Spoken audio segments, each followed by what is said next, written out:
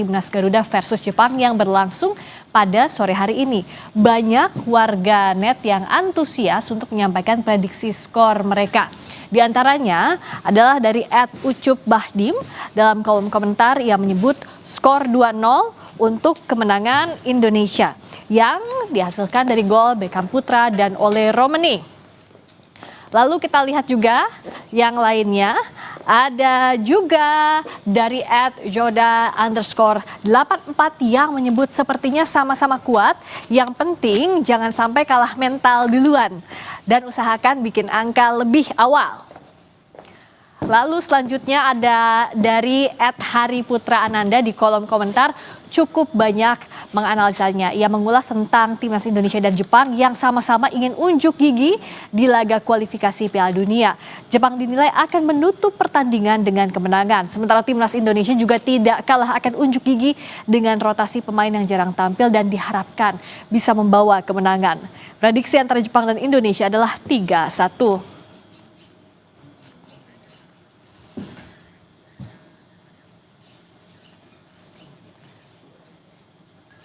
Timnas Indonesia saat ini tengah menghadapi Jepang di babak pertama laga pamungkas kualifikasi Piala Dunia Grup C Zona Asia.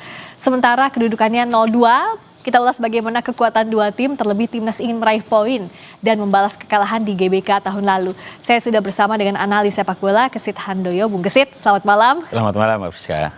Agak-agak lemes ya di babak pertama, tapi masih punya semangat lah. Oh iya dong, harus. Tapi di babak pertama langsung digempur skuad Garuda, ya gimana enggak? Ada Endo di sana, ternyata dikira pemain lapis kedua, Mas Kesit, Bu Kesit. Iya, kalau lihat dari formasi yang diturunkan oleh Jepang ya, walaupun memang mayoritas adalah pemain-pemain lapis kedua, tapi lagi-lagi ada Endo di sana, ada Takefusa Kubo di sana. Ini dua jenderal lapangan Jepang yang sejak peluit pertama dibunyikan itu tampil begitu dominan ya, hingga akhirnya aksi-aksi dari pemain ini betul-betul luar biasa, betul-betul mampu untuk bisa mendikte bagaimana pertahanan Indonesia itu mudah sekali ditembus begitu ya, sampai akhirnya tadi gol tercipta di menit ke-15, kemudian juga 4 menit kemudian kembali gawang Emil Audero harus kebobolan untuk kedua kalinya. Ini sebuah penampilan yang memang sangat luar biasa dari Jepang. Jadi artinya walaupun Jepang banyak menurunkan pemain-pemain lapis kedua, tapi pengalaman mereka sangat luar biasa ya, bermain di klubnya masing-masing. Ada 2 debutan memang yang tampil di pertandingan sore hari ini dari Jepang gitu ya.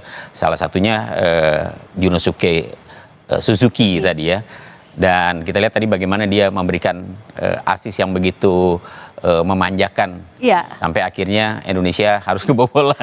Ya gimana enggak ya, diajarinnya langsung sama seniornya, sama Kamada, mainnya di Crystal Palace. Lalu juga Endo di Liverpool sekarang lalu juga Kubo sekarang di Real Sociedad, diajarin langsung sama jenderal lapangan yang pemain lapis 2 ini ya pada akhirnya bisa mengimbangi kekuatan senior mereka ya. Betul, jadi memang kehadiran 2 pemain senior itu tetap diperlukan ya, di tengah bagaimana Jepang mencoba untuk memainkan pemain-pemain yang selama ini mungkin lebih banyak duduk di bangku cadangan. Tapi peran dari 2 pemain senior Jepang ini saya pikir memberikan andil yang sangat besar, menumbuhkan rasa percaya diri para pemain Jepang untuk kemudian mereka secara individu mereka oke ya permainannya. Tapi kita lihat bagaimana juga setelah mereka tampil dalam satu tim, kebersamaan mereka begitu terlihat.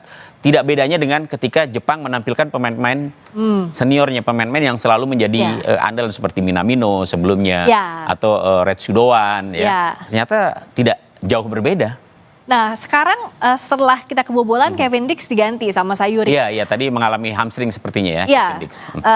Akhirnya performanya juga jadi nggak maksimal. Ya rotasi ini mau nggak mau jadi pilihannya Patrick ya, Coach. Ya mau tidak mau ya, dan posisi itu memang pada akhirnya diserahkan kepada Yakob Sayuri yang memang di pertandingan pada saat menghadapi China dia tampil sebagai starter, sementara Kevin Dix saat itu tampil sebagai pemain cadangan.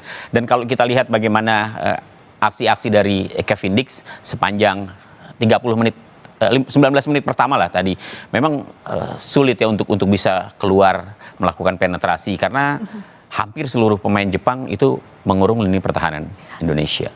Kita bahas satu persatu ya, gol pertama dan gol duanya Jepang.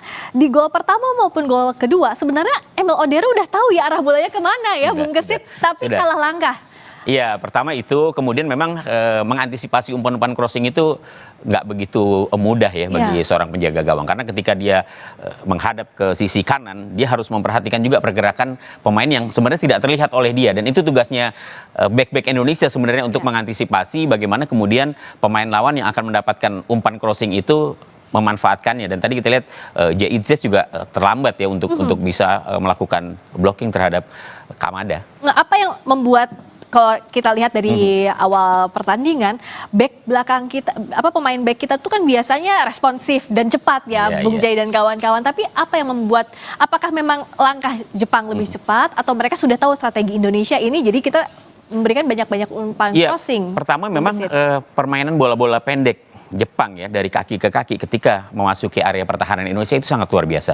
Kita lihat pada saat misalnya menghadapi Australia kemarin, itu Australia juga backnya betul-betul dikurung ya, dan aksi-aksi pemain Jepang dengan satu sentuhan, dua sentuhan, crossing, kemudian mencoba untuk meliuk-meliuk memasuki kotak penalti, itu memang keunggulan yang dimiliki oleh para pemain Jepang. Dan tadi kita lihat bagaimana para pemain belakang Indonesia, J.I.Z, Hapner seperti kesulitan untuk bisa mendikte pergerakan pemain-pemain Jepang. Padahal biasanya mereka ganas di pertahanan kita. Betul. Ya. Tapi situasi memang cukup sulit ya bagi pemain-pemain Indonesia di tengah agresivitas yang begitu tinggi yang diperlihatkan oleh pemain-pemain Jepang.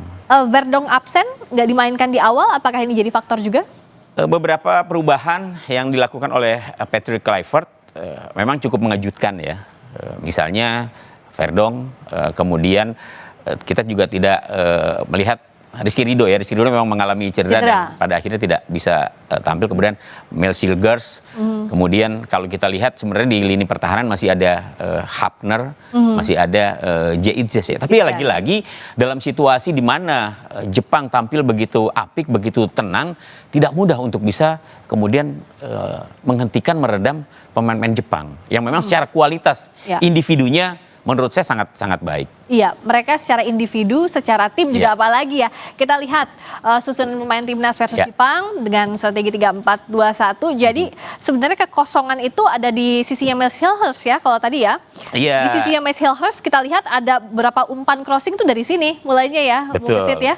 Dan kan kita juga tidak melihat ya bagaimana kemudian overlap yang coba dilakukan oleh Mel Silgers ataupun Kevin Dix, atau dari kiri misalnya Dean James ya. Praktis tidak ada atau belum ada serangan-serangan yang dilakukan dari sektor sayap Indonesia, mengingat memang para pemain Jepang sudah langsung melakukan pressing ketika bola sudah berada di tengah gitu, dan ini memaksa para pemain Indonesia memang mau nggak mau harus bertahan di area 16. Pressingnya mereka tuh luar biasa dari awal ya, dari menit awal itu ya, Bung Kesit. Dan mereka pandai untuk mencari posisi ruang-ruang kosong ya, untuk kemudian mereka begitu enak gitu memainkan bola, dan ini yang diperlihatkan oleh para pemain Jepang tadi. Padahal biasanya kalau misalnya ada Verdong, dia kan termasuk kayak agresif juga ya. Dan kalau kita lihat bagaimana sulitnya Indonesia untuk melakukan build up. Ya, dari transisi bertahan kemudian mencoba untuk menyerang. Karena ketika bola berhasil di clearance, itu memang yang penting bola keluar dulu nih. Sulit untuk mengarahkan kemana kemudian bola akan diberikan ya oleh J.I.Z, kemudian oleh Hapner atau yang penting jauh dulu dari sini deh. Tapi akhirnya bola kembali jatuh ke pemain Jepang dan akhirnya mereka sukses menekan lagi. Apa sebenarnya strategi yang harus dimainkan Kluivert, Coach Patrick, di tengah-tengah kondisi seperti ini kita tertinggal? Iya, sebenarnya yang menurut saya yang paling penting adalah tetap dengan pola bertahan untuk kemudian nanti ketika ada kesempatan melakukan counter attack itu bisa dilakukan. Yang paling penting adalah tetap menjaga kesabaran ya, dengan tidak terburu-buru. Ketika Indonesia berhasil mendapatkan bola memutus serangan dari Jepang, maka serangan itu bisa dibangun dari lini pertahanan. Sayangnya memang ketika Indonesia berhasil melakukan build up, ya mencoba melakukan build up, pemain Jepang juga masih berada di area pertahanan Indonesia, sehingga mereka langsung melakukan pressing. Ini yang membuat para pemain Indonesia kemudian sulit untuk bisa membangun serangan. Ya. Iya. Ya mau nggak mau malam ini yang kerja kerasnya ya Justin Hubner. Ya, para pemain belakang memang malam ini bakal kerja keras ya, termasuk juga Joe Pelopesi yang biasanya begitu aktif di tengah, termasuk Tom Hea juga tadi ikut aktif membantu pertahanan. Iya, semua jadi ditarik ke belakang lah ya. Kita lihat juga statistiknya sekarang. Kenapa ini penting? Karena ya kalau Jepang sudah jauh lah secara poin ya, dengan 6 kali menang, 20 poin, 6 kali menang, 2 kali draw, 1 kalah, golnya 24, kemasukannya cuma 3. Poinnya Indonesia 12, 3 kali menang, 3 kali draw, 3 kali kalah, golnya 9, kemasukannya 14.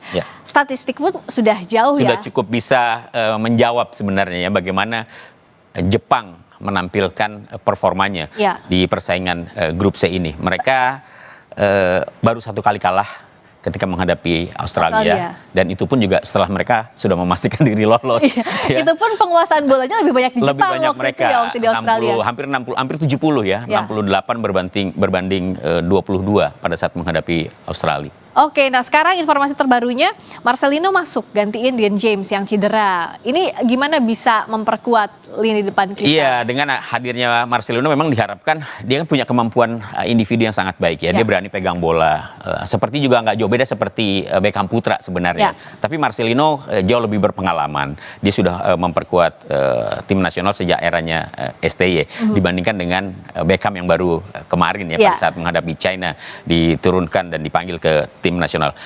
Hadirnya Marcelino saya pikir bisa menjadi salah satu opsi ya di tengah sulitnya Indonesia untuk bisa membangun serangan dan mencoba memasuki area pertahanan dari Jepang. Ya mudah-mudahan saja dengan aksi-aksi individualnya Marcelino mampu untuk ya setidaknya menciptakan peluang lah gitu. Karena dari tadi belum ada peluang yang bisa diciptakan oleh pemain Indonesia. Yang ada kita bertahan doang ya dari bertahan, tadi. Kemudian sesekali melakukan serangan balik tapi juga mentok, nggak bisa dimanfaatkan lebih jauh lagi. Kita lihat juga berikutnya, kalau bicara soal top scorernya ada Koki Ogawa 4 gol, kalau kita Ole ya 3 gol. Memang golnya beda tipis, tapi secara statistik tadi bedanya jauh ya. Beda. Jadi Ole Romeni memang menjadi harapan Indonesia di barisan depan ya. 3 pertandingan 3 gol. Debut yang sangat baik ya. Artinya dia menunjukkan kapasitasnya sebagai seorang striker. Tapi Jepang kan tidak hanya bergantung kepada Ogawa ya. Banyak pemain lain yang bisa diharapkan seperti tadi lah Kubo misalnya. Kamada pun sebelumnya ada Minamino, sebelumnya ada Retsudoan ya. Jadi saya pikir memang kalau kita bicara bagaimana gol-gol yang tercipta antara pemain dari Jepang dan juga Indonesia, Jepang lebih banyak pemain yang bisa menciptakan gol dibandingkan dengan Indonesia. Indonesia hanya Ole Romeni dan kemudian juga ada Marcelino yang sebelumnya juga pernah menciptakan gol. Nah, nextnya apa yang juga harus kita siapkan calon lawan timnas di babak keempat. Ibaratnya gini lah, kalau lawan Jepang ini kan kita beruntung lawan pemain-pemain bintang Jepang. Jadi kalau kita bermainnya minimal bagus, itu bisa meningkatkan kepercayaan diri kita, betul ya, Bung Kesit ya. Nah, tapi kalau membaca siapa yang sudah lolos, Uni Emirat Arab, ada Qatar, Irak, potensinya juga antara Oman atau Palestina dan Arab Saudi atau Australia. Dari faktor yang secara teknisnya kemampuan dan juga privilege tuan rumah yang diberikan kepada Arab Saudi dan Qatar, gimana Bung? Iya, memang sudah ditunjuk ya tuan rumahnya, walaupun saat ini masih ada protes yang dilakukan oleh Irak termasuk juga Indonesia untuk lebih transparan dalam menunjuk tuan rumah ini. Oke lah, kita bicara Saudi Arabia dan Qatar yang akan menjadi tuan rumah.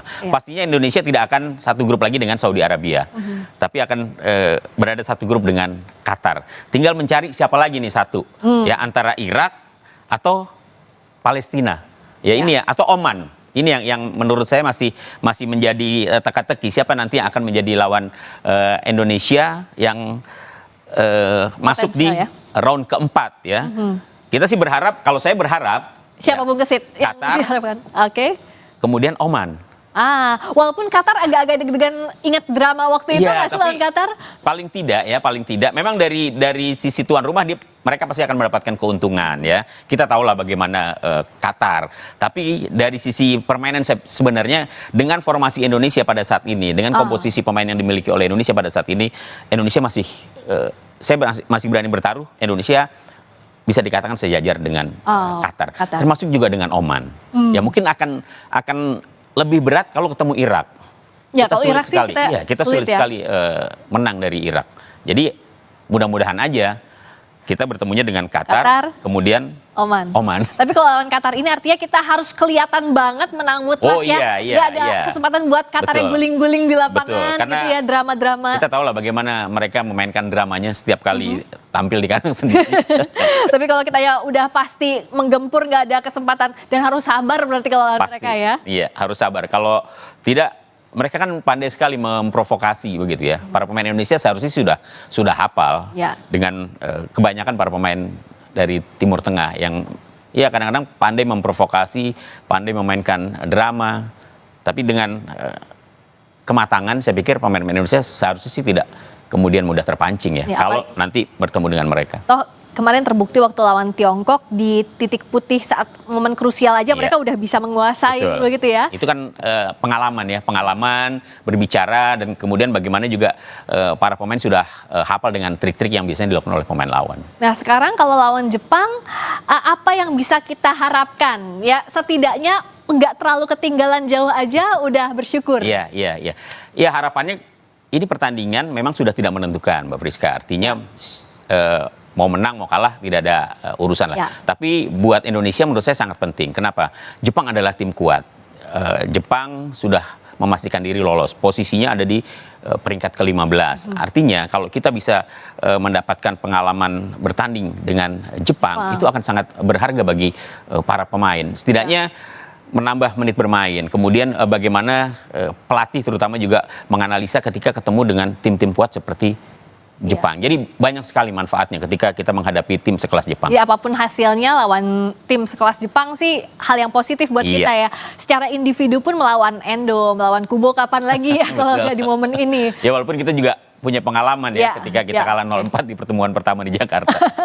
Terima kasih banyak. Bung Kesit, kita masih terus dukung lah sampai selesai pertandingan ini. Tetap semangat juga Bung Kesit, terima kasih. Dan saat lagi kami juga masih terus akan menganalisis bagaimana pertandingan Indonesia melawan Jepang. Jangan kemana-mana, tetap di Sapa Indonesia Malam.